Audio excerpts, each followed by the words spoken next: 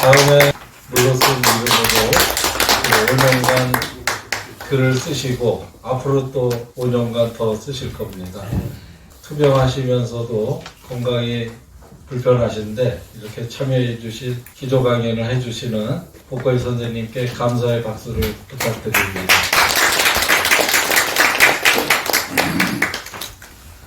반갑습니다. 오늘 이 자리가 이승만을 잘 알고 신봉하는 분들의 모임이기 때문에 제 자신의 경험에 비추어가지고 사람들에게 이승만이라는 분이 삶과 업적을 설명할 때 만나는 실제적인 문제를 잠깐 말씀드리려고 합니다. 우리가 이승만을 그걸 산줄기를 보는 것 같아요. 어디서부터 시작이야, 어떻게 올라갈지, 어떻게 살펴야 될지 막막해지죠. 가장 큰 원인은 이승만이 삶이 먼저 거대한 삶이라서 파악하기 힘든 면이 있습니다. 그리고 지도자로서 늘 나라를 이끌었기 때문에 젊을 때부터 하야할 때까지 그 긴 세월을 어느 부분도 놓치기 힘들기 때문에 우선 양이 많아요. 두 번째는 이분이 삶에서 중요한 고비마다 결정을 내리실 때 늘 국제 정세를 고려해서 결정을 내리셨습니다. 그러니까 국제 정세를 설명해야 그분이 왜 그런 결정을 내렸는가 듣는 사람이 이해를 합니다. 국제 정세를 얘기하자면 한이 없죠. 그게 가장 큰 문제입니다. 이승만 대통령, 이승만이라는 인물이 처음으로 우리 사회에 등장한 것이 만민공동회인데 그 만민공동회 자체가 국제 정세를 판단해가지고 이루어진 것입니다. 만민공동회가 주제가 러시아가 저령도, 지금 영도도 저령도의 극탄항 폴링 스테이션을 건설하려고 수병을 참여시켰습니다. 주권 침해죠. 그래서 그것에 대해 가지고 인민들이 모인 것입니다. 그래가지고 항의를 했는데 러시아가 물러났습니다. 그래서 그 덕분에 이미 월미도에 극탄항을 설치했던 일본이 스스로 반납했습니다. 그와 같은 일을 민중들이 스스로 모여가지고 해냈습니다. 그러니까 민중들이 모인다는 것 자체, 관청에 허가나 주선이 없이 모이는 것 자체가 혁명이었습니다. 당연히 왕조의 탄압을 받겠죠.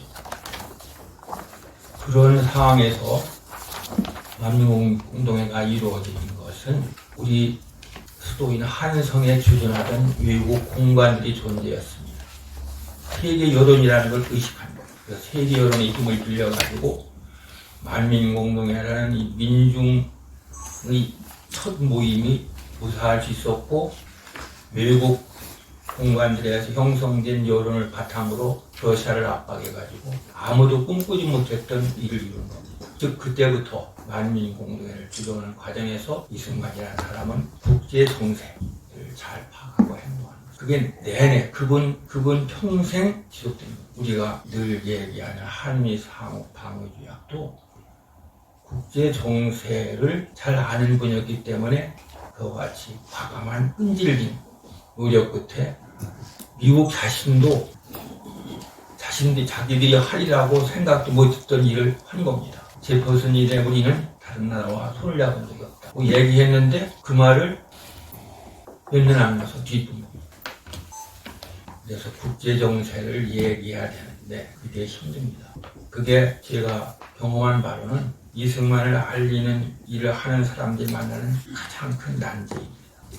셋째는 이미 여기 모임 자체의 성격에서 나오듯이 이승만이라는 사람이 삶과 업적을 이름하여 지우고 있습니다.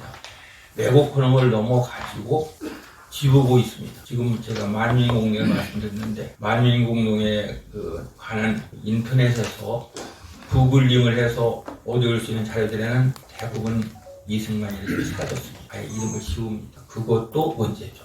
이런 세 가지 문제점이 있습니다. 그 난관을 나름대로 우리가 우회하고 극복을 해야 무남을 알리는 일에서 최소한의 성과라도 얻을 수 있습니다. 거기에 대해서 제가 이제 고심 끝에 찾아낸 것이 무남의 생애를 시기별로 구별하는 것입니다. 바로 통사가 택하는 방법이죠. 모든 통사는 일단 시대 구분으로 시작합니다. 그렇지 않으면 방대한 그 역사의 흐름을 소리 있게 설명하기 힘듭니다. 그래서 우리는 무남이라는 거대한 산줄기를 살필 때 그분의 활동한 시기를 별로 나눠가지고 파악을 하고 우리가 그분에 관해서 전달하는 것이 있으면 어떤 시기에서 무엇이었나 하는 것을 스스로 파악을 하고 듣는 사람에게 일러줘야 됩니다. 이것은 이승만이 이런 시기에 이런 활동이 나오는 것이다라고 얘기드리면 좀 낫지 않을까 하는 생각입니다. 그래서 제가 이승만 기념관 지어지면은 전시를 해야 되는데 그 전시 문제에서 부딪힌 문제가 바로 이것입니다. 길어야 1시간 정도 시간을 내서 둘러보려고 들른 관객들을 흥미를 가지고 이승만의 삶을 업적을 관찰하게 하려면 어떻게 해야 되느냐. 쭉 한 바퀴 돌아야 되겠죠. 그런데 무남의 삶은 방대하기 때문에 어떻게 전시가 될지 막막합니다. 제 개인적인 추산으로는 박정희 기념관보다 제대로 진열해야 될 그 자료가 한 30배는 되는 것 같습니다. 제가 박정희 영화를 시간이 나면은 가끔 가서 봅니다. 무슨 영감을 얻을까 하고. 거기 하면 빨리 걸어도 한 30, 40분 걸리는데 도대체 어떻게 하면 되느냐. 여러 가지 지금 그거에 대해서 논의가 진행되고 있습니다. 제가 제 나름대로 이제 시대구분을 해봤습니다. 여러분들 뭐 읽어보시면 다 아시는 겁니다. 첫 번째가 지금 만민공동회로 대표되는 출생에서부터 출국까지의 시기입니다. 이 시기에 무남이라는 사람이 바뀌었어요. 새로 태어나는 겁니다. 조금 전에 신영관님께서 말씀하셨습니다. 기독교의 성령을 흡수해서 기독교인이 되는 과정에서 사람이 바뀌었습니다. 그전에는 과거의 합격에서 교수라는 것이 유일한 목표였습니다. 그래서 바보경쟁으로 과거가 없어지면서 충격을 받았는데 그 충격을 기독교의 세계관을 흡수하면서 극복하고 만민공동회를 이루었습니다. 이런 그 첫 시기가 그렇습니다. 긴 시간 말씀드렸으니까 제가 8개로 구분했다는 점만 말씀드리고 시간이 혹시 나시면 한번 일별해 주시기 바랍니다. 제가 이승만에 대해서 연구를 시작한 것이 등단한 뒤부터였습니다. 그전에는 뭐 일반적인 수준이었죠. 등단해 보니까 모두 좌파예요. 그래서 제가 본의 아니게 선구자 역할을 하게 됐습니다. 문단 안에. 그 뒤로 제가 돌아보면은 사람이 좀 나아졌어요. 위대한 사람의 삶을 연구하는 이분이 왜 이렇게 생각하고 이때 고통을 얼마나 컸겠는가, 어떻게 극복했는가, 절망하지는 않았는가 그런 걸 하다 보면 위대성을 깨닫게 되고 그걸 찾다 보면 본인 스스로 좀 나아집니다. 제가 문함을 공부한 이후로 제가 좀 사람이 좀 나아진 것 같습니다. 그런 데서 여러분들도 다 행운하시고 우리는 모두 행운아들입니다. 문함을 알았다는 것.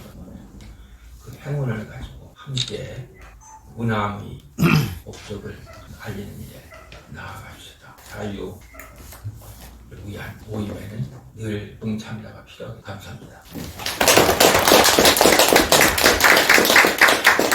어려운 시간 내주셔서 귀한 말씀 해주신 복고일 선생님께 다시 한번 박수 부탁드립니다.